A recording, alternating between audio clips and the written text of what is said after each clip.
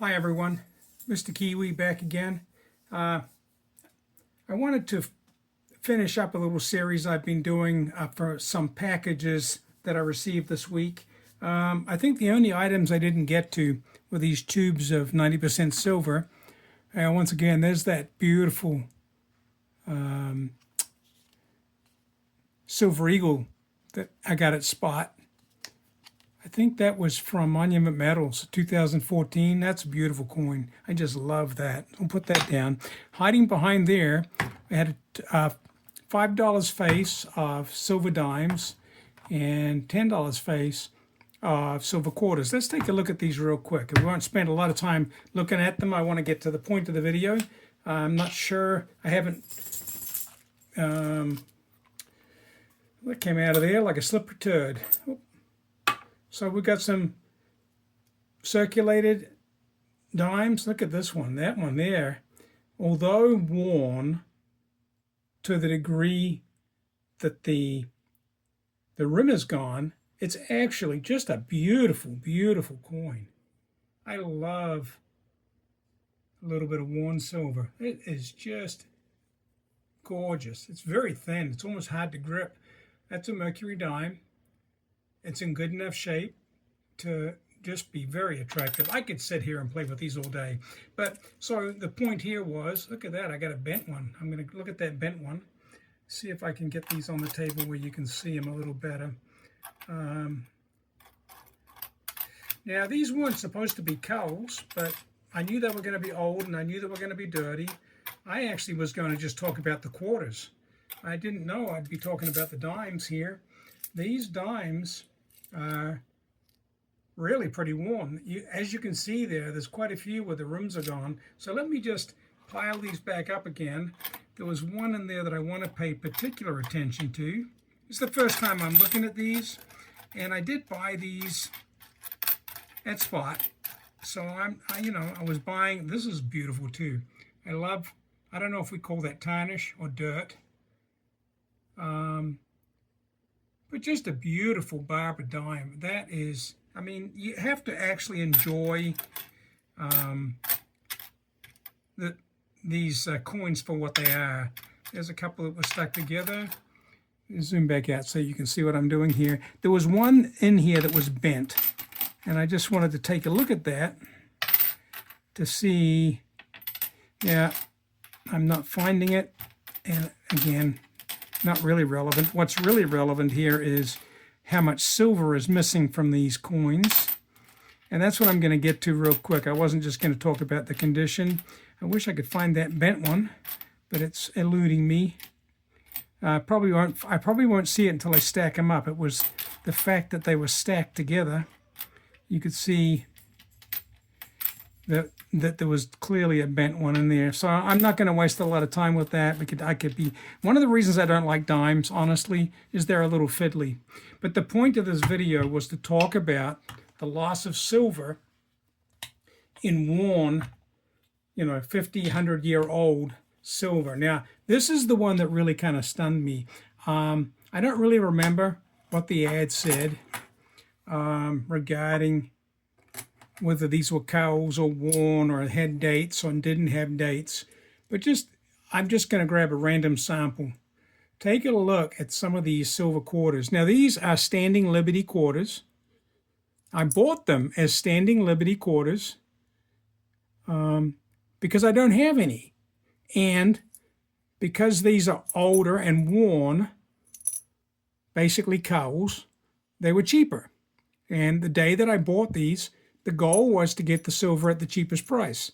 Now, I've never bought an order of slicks or coins with no dates. As you can see, most of these have got no dates, at least not full dates. I don't see a date on any of these. Look at this one. Take a look at this one. Look at the wear on that bad boy, and I'm going to try and flip the edge. Look at the edge of that. Now, I don't know if I've got another quarter laying on my desk here. I'm not going to worry about that. But look, what I've got, and push some of these things aside here. I'm going to grab my scale. Oh, See if we can get back on camera here. Push some of this stuff aside so we got a little room to work. Right, scale, and I'm on grams, so I'm going to put this container on here just to make things easier so I don't drop things all over. Okay, so I've teared my scale out. I'm not sure if you're going to be able to see this on camera or not.